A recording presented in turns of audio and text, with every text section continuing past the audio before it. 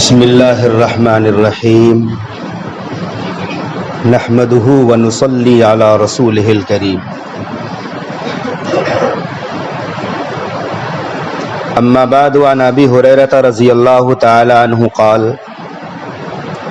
قال رسول اللہ صلی اللہ علیہ وسلم لم یتکلم فی المہد الا ثلاثہ.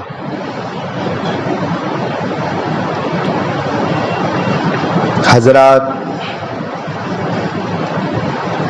انسان کے اندر اللہ تبارک و تعالی نے قوت گویائی عطا فرمائی ہے، بولنے کی طاقت. لیکن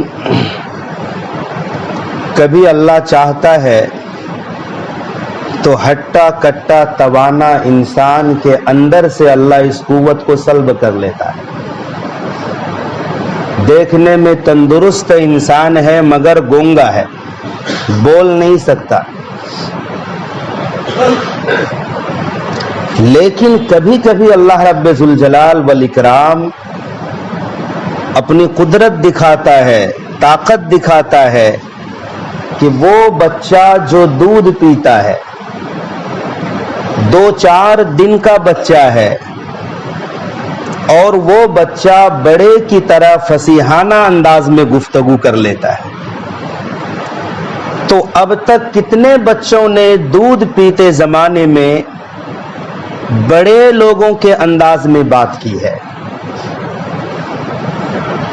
تو اس طرح سے ہمیں 6 بچوں کا تذکرہ ملتا ہے کہ 6 بچوں نے بچپنے میں ماں کی گود میں رہ کر ضرورت پڑنے پر اللہ کی دی ہوئی طاقت سے بڑوں کی طرح بات کی ہے. ان 6 میں سے 3 بچوں کا ذکر بخاری شریف میں ہے، ایک بچے کا ذکر مسلم شریف میں ہے، اور باقی مسند احمد کے اندر ہے. تو سب سے پہلے ان 3 بچوں کا ذکر جسے امام بخاری نے اپنی حدیث میں نقل کیا ہے. سب سے پہلا بچہ سیدنا حضرت عیسیٰ علیہ السلام ہے. قرآن میں جن کا واقعہ ہے ہم اور آپ بکثرت سنتے رہتے ہیں کہ عیسیٰ علیہ السلام کی ماں حضرت مریم سلام اللہ علیہا اپنی کسی ضرورت سے بیت المقدس کے الگ تھلگ مشرقی مکان میں گئی. وہاں اللہ نے جبریل علیہ السلام کو ایک مرد کی صورت میں بھیجا، تو حضرت مریم ڈر گئی،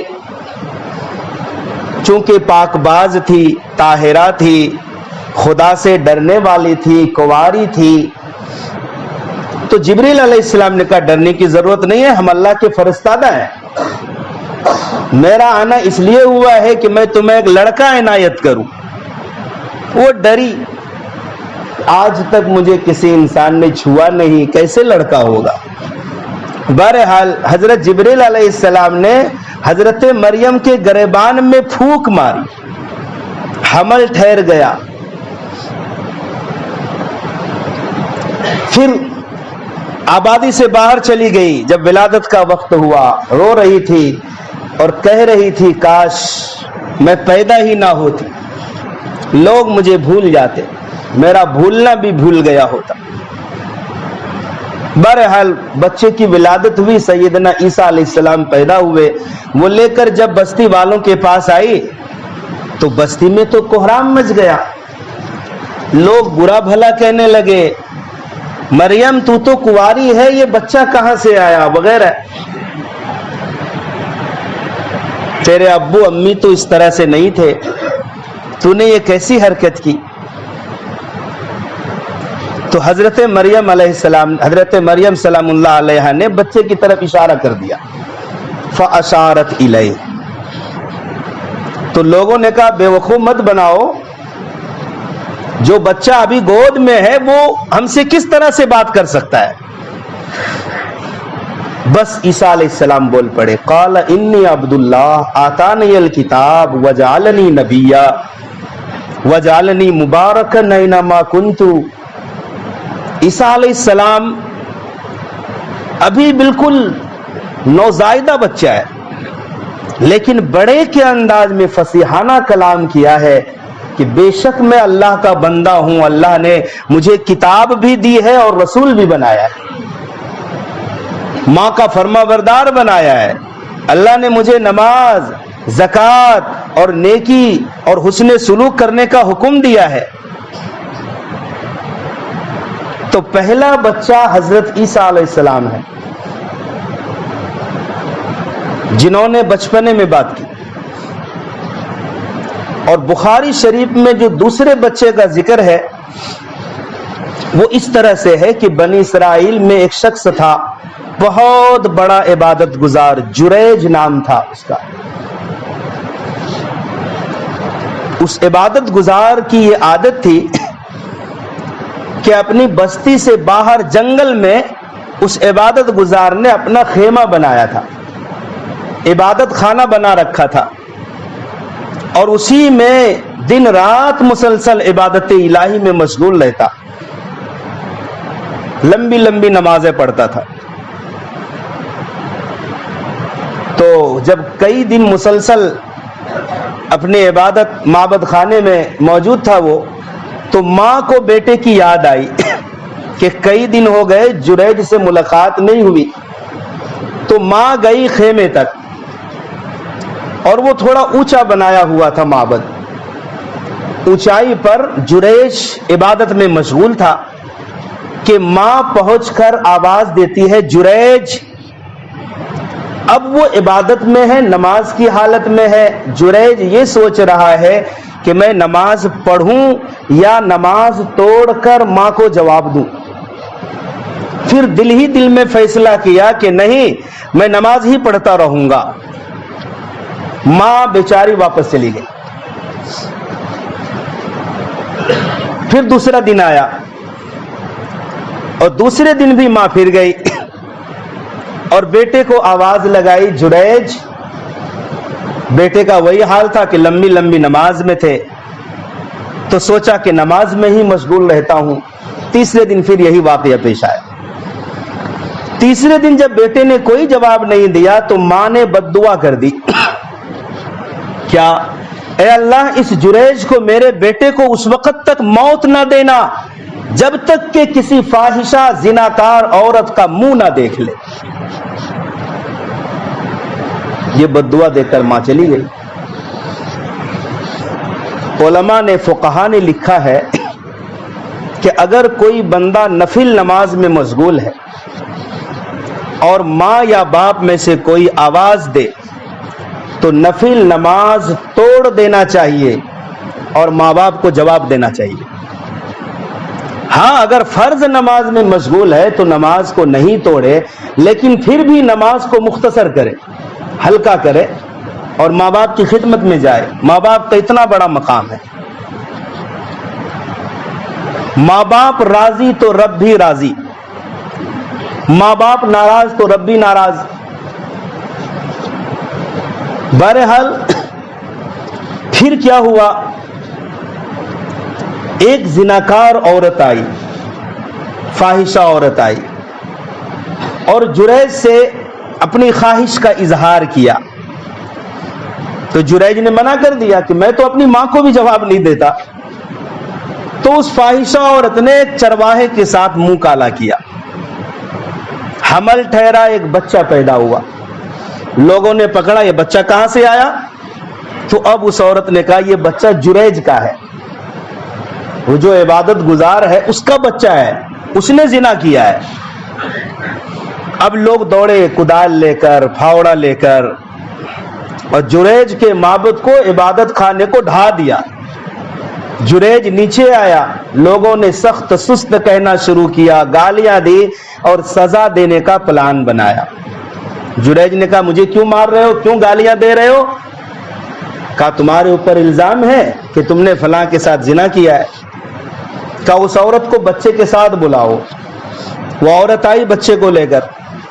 جریج نے وضو کیا، نماز پڑھی، اللہ سے دعا کی اور اس بچے کو اپنے ہاتھ میں لیا، جریج مسکرایا اور بچے کے پیٹ میں انگلی ماری اور کہا من ابو کا یا غلام، بچے بتاؤ تمہارا باپ کون ہے؟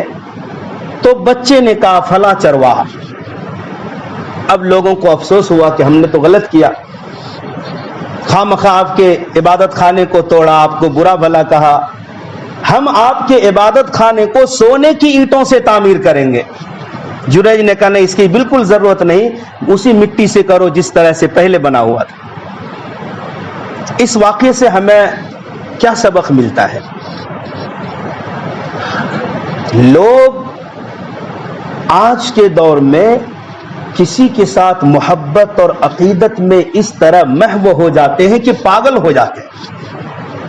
محبت بھی اتنی زیادہ نہ کرو کہ پاگل ہو جاؤ۔ لوگ دشمنی میں بھی اس حد تک چلے جاتے ہیں کہ پاگل ہو جاتے ہیں۔ لمٹ ہے کسی چیز کا، حد کے اندر رہو۔ ہمارے پیارے آقا صلی اللہ علیہ وآلہ وسلم کے کتنے سارے دشمن تھے، لیکن ہر ایک کے لیے جگہ بھی تھی، نرم گوشہ کہیں نہ کہیں اللہ کے نبی رکھتے تھے۔ چچا کا قاتل وحشی کتنا بڑا دشمن تھا، معافی کے قابل نہیں۔ ہمارے نبی نے اعلان بھی کر دیا تھا وحشی جہاں ملے نمٹا دو، اتنا بڑا دشمن، لیکن کہیں نہ کہیں اس دشمن کے لیے بھی ہمارے نبی کے دل میں جگہ تھی، تبھی تو وہ مسلمان بنا، اسلام قبول کیا۔ اگر اس طرح سے دشمنی کرتے کہ کسی کے دشمنی کے پیچھے لگ کر پاگلوں کی طرح ہو جاتے تو بتاؤ دشمنان اسلام سایہ اسلام میں آتے، دامن اسلام میں آتے؟ ہندا بہت بڑی دشمن تھی، ہمارے نبی کے چچا کا کلیجہ چبایا تھا جس نے، مگر ہمارے نبی نے ایک گوشہ رکھا تھا نرمی کا، جس کی وجہ سے بڑا دشمن بھی دائرے اسلام کے اندر آ جاتا تھا۔ تو ہاں دشمنی ہوتی ہے لوگوں میں، لیکن کہیں نہ کہیں نرم گوشہ رکھنا پڑے گا، کیونکہ ہم اس نبی کے امتی ہیں جس نبی نے دشمنوں کے لیے دعائیں کی ہے، کبھی بد دعا نہیں کی، پھول برسائے ہیں دشمنوں کے لیے۔ اس واقعے سے ایک سبق ہمیں یہ ملا کہ بغیر تحقیق کے کسی بھی میسج کو، کسی کی بات کو نہیں مان لینا چاہیے۔ کوئی بات آتی ہے تو تحقیق کرو، ریسرچ کرو، یہ بات صحیح ہے یا نہیں ہے۔ آج کل واٹس ایپ کا زمانہ ہے، بہت ساری باتیں آتی ہے واٹس ایپ کے اندر، میسیجز آتے ہیں، صحیح غلط ہر قسم کے میسیج آتے ہیں، اور ہم بغیر کسی تحقیق کے آگے شیئر کر دیتے ہیں، لوگوں کو بھیج دیتے ہیں، اس میں غلط باتیں بھی ہوتی ہے۔ اور واٹس ایپ سمجھو کہ آج کے دور میں جھوٹ کا بہت بڑا مرکز بنا ہوا ہے، بس جھوٹی باتیں آئی اور اس کو ہم نے آگے پھیلا دیا بغیر کسی تحقیق کے۔ یہ گناہ کا کام ہے، ہم سمجھتے کچھ بھی نہیں مگر گناہ ہو رہا ہے، کیونکہ آپ نے آگے جو بھیجا آپ کو تحقیق نہیں ہے کہ یہ غلط ہے کہ صحیح ہے۔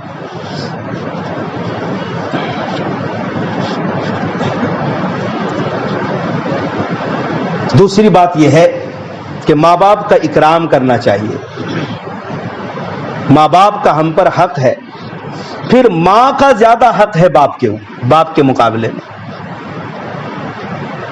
ایک صحابی نے پوچھا میں کس کی خدمت کروں، میرے اوپر خدمت کرنے کا سب سے زیادہ حق کس کا ہے؟ ہمارے آقا نے فرمایا ماں کا۔ دوبارہ پوچھا پھر کس کا؟ آقا نے فرمایا ماں کا۔ پھر پوچھا گیا کس کا؟ آقا نے فرمایا ماں کا۔ چوتھی بار فرمایا باپ کا۔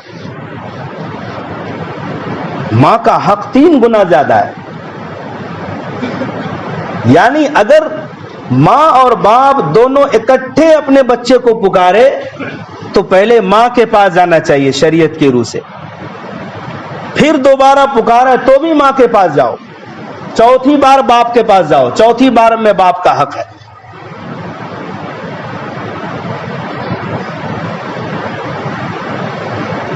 اس لیے کہ ماں نے زیادہ تکلیف برداشت کی ہے نا باپ سے، حمل کا زمانہ، اس تکلیف میں ظاہر سی بات ہے باپ کا کوئی حصہ نہیں ہے، فقط صرف ماں ہی برداشت کرتی ہے حمل کا بوجھ 9 مہینے تک، اس میں باپ کا کوئی حصہ نہیں ہے۔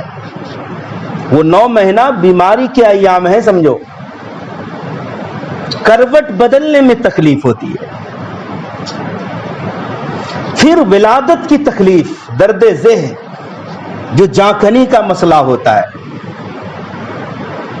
عورتیں فوت ہو جاتی ہیں، اس میں بھی باپ کا کوئی حصہ نہیں ہے، وہ ماں اکیلی برداشت کر رہی ہوتی ہے، ولادت کی تکلیف، اور پھر 2 سال تک اپنے جسم کا جوہر دودھ کی شکل میں بچوں کو پلانا، اس میں بھی باپ کا کوئی حصہ نہیں۔ تو یہ 3 بڑی تکلیف اکیلی ماں برداشت کرتی ہے، اس لیے شریعت نے ماں کو 3 گنا حق دیا ہے کہ ماں باپ میں سے پکارے تو 3 بار ماں کے پاس جاؤ، 4تھی بار باپ کا حق ہے۔ تو یہ 2 بچے ہیں، تیسرا بچہ جس بچے نے ماں کی گود میں بات کی، بخاری شریف کی حدیث کے مطابق بنی اسرائیل میں ایک عورت اپنے بچے کو دودھ پلا رہی تھی، ایک سوار گزرا، بڑا مالدار، بہترین سواری پر سوار، تو ماں نے کہا اے اللہ میرے اس بچے کو اسی جیسا بنا دے۔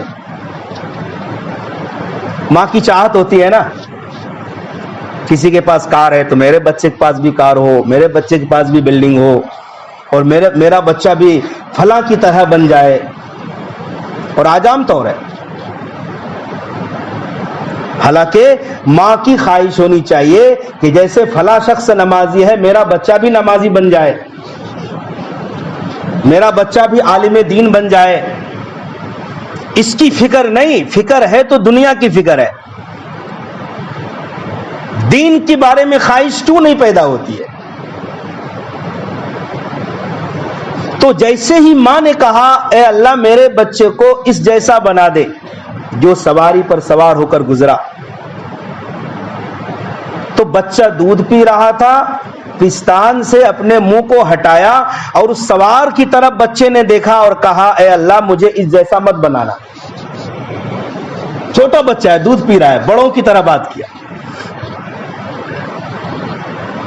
حضرت ابو ہریرہ رضی اللہ عنہ فرماتے ہیں میں گویا رسول اکرم صلی اللہ علیہ وسلم کو دیکھ رہا ہوں کہ ہمارے آقا جب یہ فرما رہے تھے تو اپنی شہادت کی انگلی کو منہ کے اندر چوس کر بتا رہے تھے کہ وہ بچہ ماں کی چھاتی سے اس طرح دودھ پی رہا تھا، اور چھاتی سے منہ کو ہٹا کر کہا اے اللہ مجھے اس کی طرح مت بنانا۔ پھر تھوڑی دیر کے بعد ایک باندی کا گزر ہوا، ایک عورت گزر رہی تھی، اور اس عورت کو لوگ مار رہے تھے، اور ساتھ یہ بھی کہہ رہے تھے کہ تو نے زنا کیا ہے، تو نے چوری کی ہے۔ مظلومانہ حالت میں تھی۔ تو ماں نے کہا اے اللہ میرے اس بچے کو اس عورت کی طرح مت بنانا۔ تو بچے نے پھر چھاتی سے منہ ہٹایا اور کہا اے اللہ مجھے اسی باندی کی طرح بنا دینا۔ یہ بات بڑی عجیب ہو گئی۔ 2 بار بچے نے کلام کیا، ایک بار تو کہا اس کی طرح مجھے مت بنانا، دوسری بار پھر کلام کیا اے اللہ اس کی طرح مجھے بنا دینا۔ تو ماں نے پھر بچے سے بات کی، چونکہ بچہ بول رہا تھا کہ بیٹا کیا معاملہ ہے، میں دعا کر رہی ہوں کہ اس آدمی کی طرح بنا دینا اور تو کہہ رہا ہے اس کی طرح مت بنانا۔ میں دعا کر رہے ہیں اللہ میرے بچے کو اس باندی کی طرح مت بنانا، اور تو کہہ رہا ہے کہ مجھے اس کی طرح بنا دینا۔ تو بچے نے کہا اصل وہ سوار جو گزر رہا تھا وہ بہت بڑا ظالم شخص ہے، متکبر ہے، مال لوٹ کھسوٹ کر کے ظلمن لوگوں کا حق دباتا ہے، اور میں نہیں چاہتا کہ میں کوئی ظالم بنوں۔ اور وہ باندی جو گزر رہی تھی جس کو لوگ مار رہے تھے اور کہہ رہے تھے تو نے زنا کیا ہے، تو نے چوری کی ہے، اس عورت نے کچھ بھی نہیں کیا ہے، وہ عورت پارسا ہے، نیک عورت ہے، وہ پرہیزگار ہے، لوگوں نے الزام لگایا ہوا ہے۔ اس بچے کے کہنے کا مطلب یہ نہیں تھا کہ میں باندی بن جاؤں، اس بچے کہنے کا مطلب یہ تھا کہ میں بھی نیک پارسا بن جاؤں اسی عورت کی طرح، میں مظلوم بنوں یہ ٹھیک ہے چلے گا، مگر میں ظالم نہیں بنوں گا۔ تو یہ 3 بچے ہیں جنہوں نے شیر خارگی کے زمانے میں، گہوارے میں، ماں کی گود میں دودھ پیتے زمانے میں بات کی، بڑوں کی طرح۔ اور مسلم شریف کے اندر چوتھے بچے کا ذکر ہے، قرآن کریم میں سورہ بروج کے اندر اصحاب الاخدود کا واقعہ پیش آیا ہے۔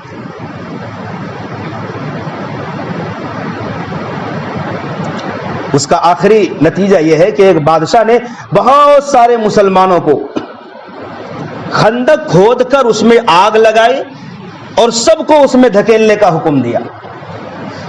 ایک ماں جس کی چھاتی سے اس کا بچہ لگا ہوا تھا، وہ ماں ہچکچائی تو اس چھوٹے بچے نے کہا ماں حق پر ڈٹی رہو اور اس کے اندر چھلانگ لگا لو۔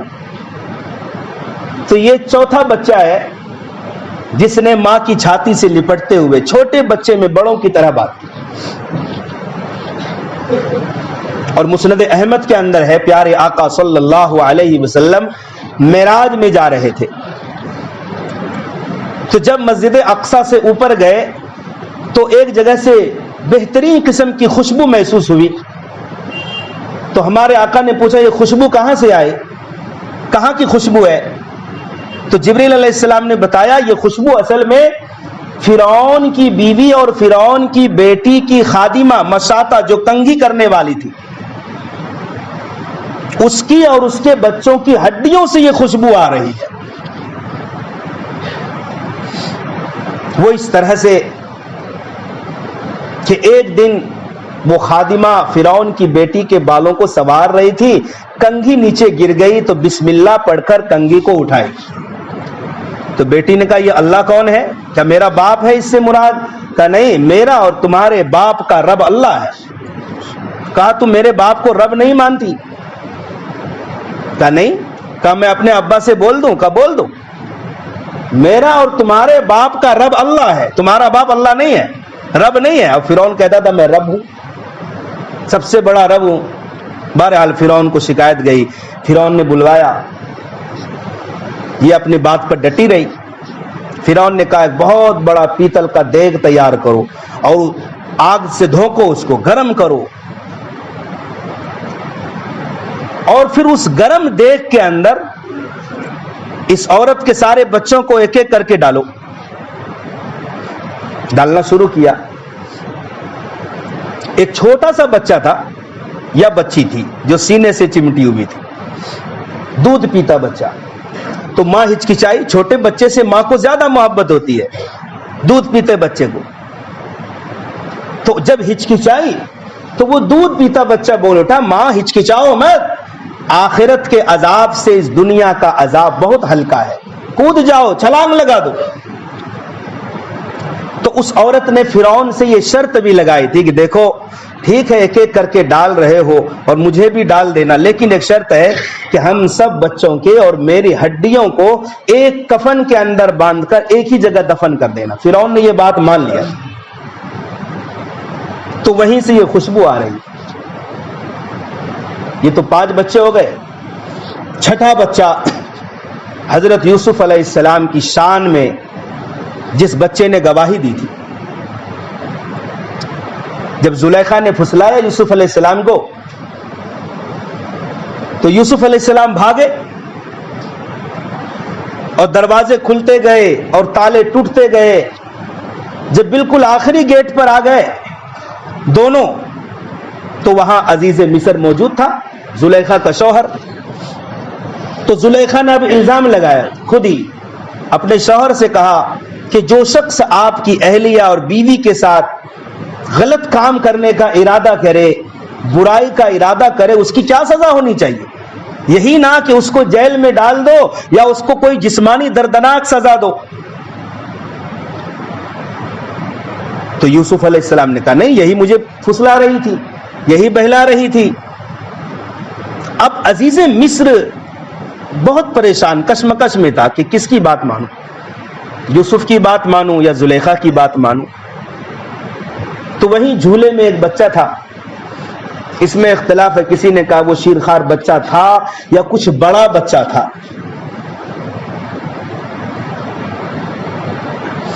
مفتی شفیع عثمانی رحمۃ اللہ علیہ نے لکھا ہے کہ وہ جھولے میں تھا. ظاہر سی بات ہے جھولے میں چھوٹا بچہ ہی ہوتا ہے. تو اس بچے نے یہ گواہی دی. کیا گواہی دی؟ وہ بچہ بول پڑا. کسی کو نہیں معلوم تھا, گمان بھی نہیں تھا کہ یہ بچہ بھی دیکھ رہا ہے یا یہ بچہ بھی گواہی دے سکتا ہے. کہا دیکھو کشمکش میں مبتلا ہونے کی ضرورت نہیں, یوسف علیہ السلام کا کرتا دیکھو. یوسف کا کرتا آگے سے پھٹا ہے تو زلیخا جھوٹ بول رہی ہے, اور اگر یوسف کا کرتا پیچھے سے پھٹا ہے تو پھر یوسف علیہ السلام سچے ہیں کہ یوسف علیہ السلام آگے آگے بھاگ رہے تھے اور پیچھے سے زلیخا کھینچ رہی تھی. پیچھے سے کرتا پھٹا ہے تو زلیخا جھوٹی ہے, آگے سے پھٹا ہے تو زلیخا سچی ہے. تو جب کرتا دیکھا گیا تو پیچھے سے پھٹا تھا, معاملہ صاف ہو گیا. بہرحال یہ 6 بچے ایسے تھے جنہوں نے بچپنے میں بڑوں کی طرح بات کی. ان تمام باتوں سے ایک بات تو بڑی واضح ہو جاتی ہے کہ چھوٹا بچہ اگر بول سکتا ہے, 2-4 دن کا بچہ اگر بڑوں کی طرح بول سکتا ہے, کل قیامت کے دن جب ہم جھوٹ بھی بولنا چاہیں گے تو ہمارے اعضاء گواہی دیں گے, ہاتھ بولے گا. کون انسان سمجھ سکتا ہے کہ میرا یہ ہاتھ میرے خلاف گواہی دے گا؟ زمین جہاں ہم چلتے پھرتے ہیں, زمین پر ہم نیک عمل کرتے ہیں یا کوئی گناہ کا کام کرتے ہیں, یہ زمین بولے گی کہ اس بندے نے میری پشت پر فلاں کام کیا تھا. اس کا مطلب یہ ہے کہ ہم جہاں رہ رہے ہیں وہ سارے خفیہ کیمرے لگے ہوئے ہیں, ہماری ساری چیز ریکارڈ ہو رہی ہے, اور یہ تمام چیزیں کل قیامت کے دن ہمارے خلاف گواہی دیں یا ہمارے حق میں گواہ بنے گی. اللہ تبارک و تعالی صحیح سمجھ کی اور اس پر عمل کرنے کی توفیق عطا فرمائے.